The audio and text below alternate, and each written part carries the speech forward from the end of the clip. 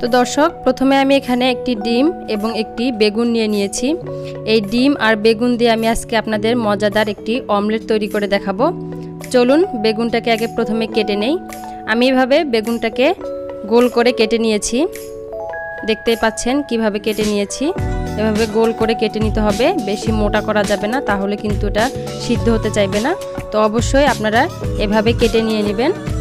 এরপরে আমি এই বেগুনটাকে মাঝখানে রাউন্ড করে কেটে নিব। আপনারা একটা স্টিলের গ্লাস বা যে কোনো একটা গোল বস্তুর সাহায্যে আপনারা এই বেগুনটাকে রাউন্ড করে নিতে পারেন বা চামচের সাহায্যেও নিতে পারেন। তো আমি এটাকে ভালোভাবে রাউন্ড করে কেটে নিয়েছি। দেখুন কত সুন্দরভাবে এটা গোল হয়ে গেছে। এই যে দেখুন গোল করে নিয়েছি। তো আপনারাও এভাবে গোল করে নেবেন। এরপরে আমি একে একে সবগুলো বেগুন এভাবে গোল করে কেটে নিয়েছি। তো মাঝখানের যে অংশটা আছে এটা আমরা ফেলে দিব না, এটা আমরা কাজে লাগাবো। তো এরপরে এই মাঝখানের যে বেগুনটা আছে এটা আমি টুকরো করে কেটে নিয়েছি। একবারে কুচি কুচি করে কেটে নিতে হবে, তাহলে কিন্তু ভালো হবে। তো আমি এখানে কুচি কুচি করে কেটে নিয়েছি। এরপরে রাউন্ড করে যে বেগুনটা কেটে নিয়েছিলাম এর মধ্যে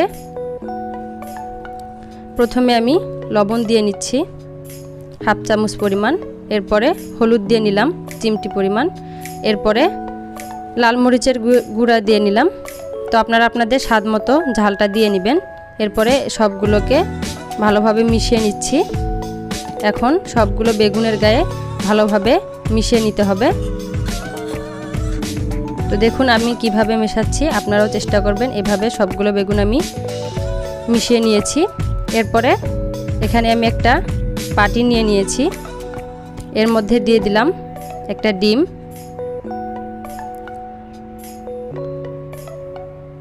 তো এরপরে কাঁটা চামচের সাহায্যে এই ডিমটাকে ভালোভাবে ফেটিয়ে নিতে হবে। তো আমি দেখুন ভালোভাবে ফেটিয়ে নিচ্ছি। আপনারা চেষ্টা করবেন খুবই অল্প সময়ে ভালোভাবে ফেটিয়ে নিতে,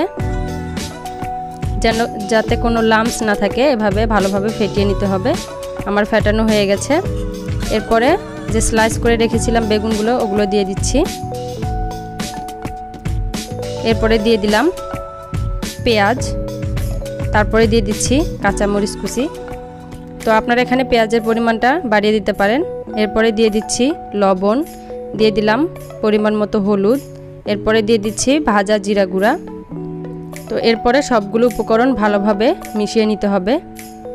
এটাকে একটু কষলিয়ে মিশিয়ে নেবেন, তাতে এটা নরম হয়ে যাবে। এরপরে দিয়ে দিচ্ছি ফেটিয়ে রাখা ডিমটা, এর মধ্যে পুরোটাই দিয়ে দিলাম।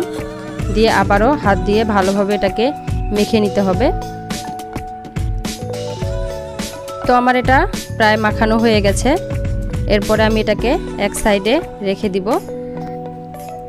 এরপরে চলে যাচ্ছি ফ্রাইং প্যানে।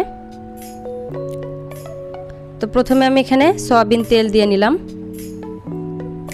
আপনারা আপনাদের পরিমাণ মতো তেল দিয়ে নেবেন।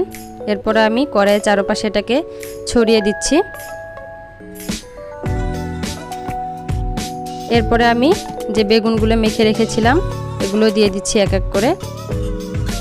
তো অবশ্যই এ পর্যায়ে চুলার আঁচটা মিডিয়ামে রাখবেন, তা না হলে কিন্তু নিচের বেগুনটা পুড়ে যাবে। এভাবেই 1 মিনিট এটাকে জাল করে নিতে হবে। অবশ্যই বেগুনটা দেওয়ার পরে ঢাকনা দিয়ে দিতে হবে। তো 1 মিনিট আমি এটাকে রান্না করে নিব। ঠিক 1 মিনিট পরে আমি এটাকে উল্টিয়ে দিব অপর পাশে। তো ঢাকনাটা খুলে নিয়েছি এবং দেখুন অপর পাশে উল্টিয়ে দিচ্ছি। অবশ্যই মিডিয়ামে রাখবেন, জাল কিন্তু হাই হয়ে গেলে এটা পুড়ে যাবে, তখন কিন্তু আর ভালো লাগবে না। তো অবশ্যই চুলার জাল মিডিয়ামে রাখবেন। এবং এরপরে আমি এটাকে উল্টিয়ে দিচ্ছি।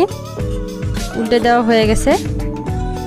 এরপরে যে মিশ্রণটা আমি তৈরি করে রেখেছিলাম ডিম এবং বেগুনের, তো ওটা এর মধ্যে দিয়ে দিচ্ছি। সম্পূর্ণ পুরটা এখানে ভালোভাবে সেট করে নিতে হবে, যেন কোনো জায়গা ফাঁকা না থাকে, তাহলে কিন্তু এটা উল্টে দিতে আপনাদের কষ্ট হয়ে যাবে। তো অবশ্যই ভরিয়ে এটাকে দিয়ে দিবেন, ভরে ভরে ভালোভাবে এটাকে সেট করে নিয়ে নেবেন। তো আমিও তাই করছি, দেখতেই পাচ্ছেন। ঠিক এভাবেই কিন্তু করতে হবে। আর এই ডিম এবং বেগুনের অমলেটটা খেতে কিন্তু ভীষণ মজার হয় এবং খুবই টেস্টি। যারা আপনারা এখনও এই রেসিপিটা ট্রাই করে দেখেননি তারা অবশ্যই ট্রাই করে দেখবেন। খুবই মজাদার এবং সুস্বাদু এই রেসিপিটা। হঠাৎ করে যদি মেহমান চলে আসে তাহলে কিন্তু আপনারা এই রেসিপিটা তাদেরকে প্রেজেন্ট করতে পারেন, তারা খেয়ে অনেক প্রশংসা করবে। তো এরপরে আমার এক পাশে ভাজা হয়ে গেছে, আমি অপর পাশে উল্টিয়ে দিচ্ছি। একটু ব্রাউন কালার করে ভেজে নেবেন, তাহলে কিন্তু খেতে বেশি মজা লাগবে। বেশি পুড়িয়ে ফেলবেন না, তাহলে কিন্তু তেতো লাগবে আর খেতে কিন্তু মজা লাগবে না। তো অবশ্যই এভাবে ব্রাউন কালার করে ভেজে নিতে হবে। এটা খেতে কিন্তু অসম্ভব মজার হয় এবং সো টেস্টি একটা রেসিপি। আপনারা অবশ্যই একবার হলেও বাসায় ট্রাই করে দেখবেন, আশা করি অনেক ভালো লাগবে। তো দেখুন আমার ভাজা হয়ে গেছে, এভাবে আমি সবগুলো বেগুন ভেজে নিব। তো সবগুলো বেগুন আমার ভাজা হয়ে গেছে, দেখুন কত সুন্দর দেখা যাচ্ছে এবং সো ইয়াম্মি এবং টেস্টি একটা রেসিপি। ডিম এবং বেগুনের অমলেটটা খেতে কিন্তু ভীষণ মজার হয়। যারা এখন পর্যন্ত এটা বাসায় ট্রাই করে দেখেননি, অবশ্যই আমার এই রেসিপিটা ফলো করে আপনারা বাসায় একবার হলেও ট্রাই করে দেখবেন, আশা করি ভালো লাগবে। তো প্রতিদিনের মতো আজকের আমার যদি ভিডিওটা ভালো লাগে থাকে তাহলে অবশ্যই ভিডিওটিকে লাইক, কমেন্ট এবং শেয়ার করবেন আর সেই সাথে চ্যানেলটিকে সাবস্ক্রাইব করবেন। তো আল্লাহ হাফেজ।